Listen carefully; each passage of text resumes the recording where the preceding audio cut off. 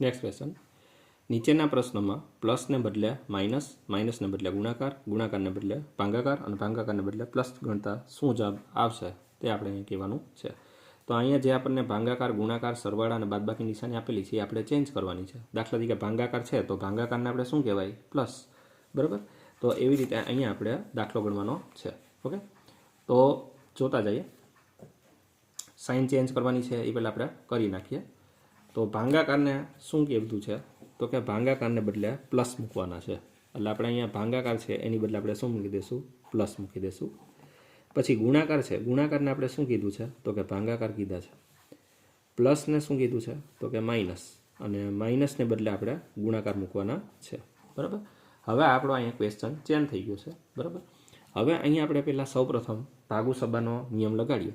તો ભાગુ સબાનો નિયમ લગાડતા સૌપ્રથમ આપણે પહેલાં ભાગાકાર કરવા પડે. તો આ બેનો આપણે ભાગાકાર કરશું એટલે કે 89 પ્લસ 121 ભાગ્યા 11 માઇનસ 14 ગુણ્યા 7 એઝ ઇટ ઇઝ આપણે રાખશું. બરાબર. તો 89 પ્લસ 121ના 11 ભાગ કરો એટલે કેટલા આવશે? 11, કારણ કે 11 11 121. અહીંયા ગુણાકાર કરવો પડશે. ભાગાકાર પછી ગુણાકારની વારી આવે એટલે 14 સત્તા કેટલા થશે? 98 થશે. બરાબર. હવે લાઈનમાં આપણે જોતા જઈએ તો હવે ભાગુ સબા, તો હવે સરવાળો કરશું આપણે. તો 89 અને 11નો આપણે સરવાળો કરીએ તો કેટલા થઈ જશે? પૂરેપૂરા 100. અને 100 માઇનસ 98, તો 100માંથી 98 જાય તો ફાઇનલ આન્સર કેટલો આવશે? 2 આવશે. બરાબર. તો અહીંયા જે ક્વેશ્ચનનો આન્સર છે એ કેટલો આવશે? 2 આવશે. ક્લિયર?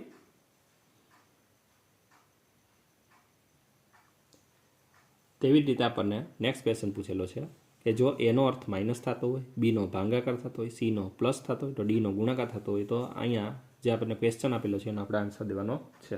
ઓકે, તો પહેલી વાત તો એ કે અહીંથી કોડ છે એ આપણે ચેન્જ કરીએ. તો બીનો અર્થ શું થાય છે? ભાગાકાર, એટલે કે 15 ભાગ્યા 3. સીનો અર્થ થાય છે પ્લસ, એટલે અહીંયા 3 પ્લસ 24 આવી જશે. ડીનો અર્થ થાય છે ગુણાકાર, ડીનો અર્થ થાય છે ગુણાકાર, અને એનો અર્થ થાય છે માઇનસ. બરાબર.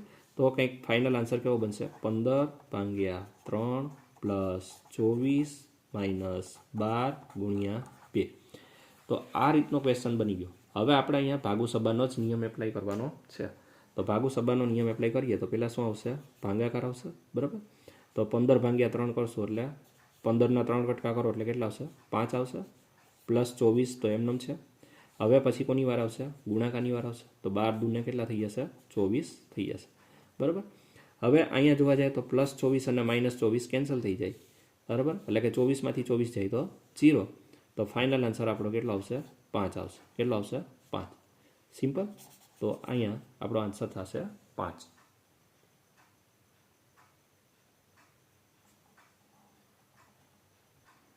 નેક્સ્ટ ક્વેશ્ચન, જો ઝીબ્રાને સાંકેતિક ભાષામાં 26, 52, 18, 1 લખી શકાય તો લાયનને કેવી રીતે લખી શકાય? હવે અહીંયા આપણે જો લોજિક જોવા જઈએ તો કઈ રીતનું લોજિક છે એ સમજીએ આપણે. તો અહીંયા લોજિક શું છે? તો કે ZEBRA આનો આપણે આલ્ફાબેટનો નંબર આપેલો છે. બરાબર. કે Z છે એ કેટલામો છે આલ્ફાબેટમાં? 26મો. E છે એ કેટલામો છે? 5મો. B છે એ કેટલામો છે? બીજો. R છે એ 18મો. A છે એ પહેલો. તો અહીંયા માત્ર ને માત્ર આલ્ફાબેટના નંબર મૂકેલા છે, બીજું કંઈ જ લોજિક અહીંયા છે નહીં. બરાબર. તો એવી રીતે આપણે અહીંયા પણ આંકડાનો કોડ છે એ મૂકતા જઈએ. બરાબર. એટલે આપણો અહીંયા આન્સર મળી જશે. બરાબર. તો L છે, L છે એ કેટલામાં આવશે? 12મો. I છે એ કેટલામાં આવશે? તો કે 9મો. O છે એ કેટલામાં આવશે? તો MNO, તો 13, 14 અને 15. અને આ છે એ કેટલામાં આવશે? N છે એ 14મો છે. તો આ રીતે કંઈ કોડ બનશે 12, 9, 15, 14. તો 12, 9, 15, 14 છે એવું ક્યાં છે ભાઈ? તો કે ઓપ્શન્સ એ છે. બરાબર. તો સિમ્પલ છે. અહીંયા તમારે ખાલી આલ્ફાબેટનો નંબર મૂકવાનો છે. ક્લિયર?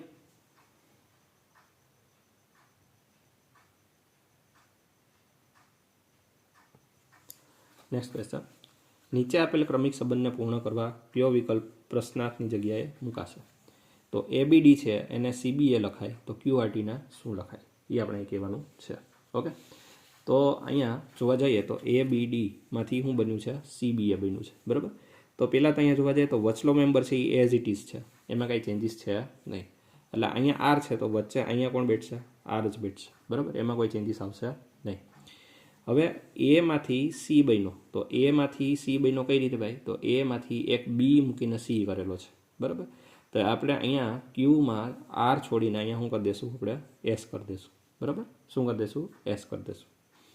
નેક્સ્ટ હવે અહીંયા જોશું તો રિવર્સ આવેલી છે ગાડી, બરાબર. એથી ડી આવેલું છે તો એથી ડી આવવા માટે કોને કોને છોડી દીધા, બી અને સીને છોડી દીધા, બરાબર. તો અહીંયા આપણે જોવા જઈએ તો ટી આવી ગયું તો ટીની પહેલાં કોણ આવશે, તો MnOP Q R S, MnOP Q R અને એસને છોડીને અહીંયા ટી આવેલો છે, બરાબર. તો કંઈ નથી, શું કરવાનું છે, વચલો મેમ્બર એઝ ઇટ ઇઝ રાખી દો જેમ છે એમ. પહેલા મેમ્બર પછી એક છોડીને બીજો મેમ્બર આવી છે તો ક્યુ પછી આર છોડીને એસ આવી ગયો અને લાસ્ટમાં તમારે રિવર્સ આપવાનું છે, બરાબર. રિવર્સમાં જે બે છોડીને રિવર્સ આપવાનું છે, સિમ્પલ. તો અહીંયા આન્સર આવશે SRQ. તો SRQ છે એ આપણને પહેલા ઓપ્શન્સમાં જોવા મળ્યા છે. ક્લિયર.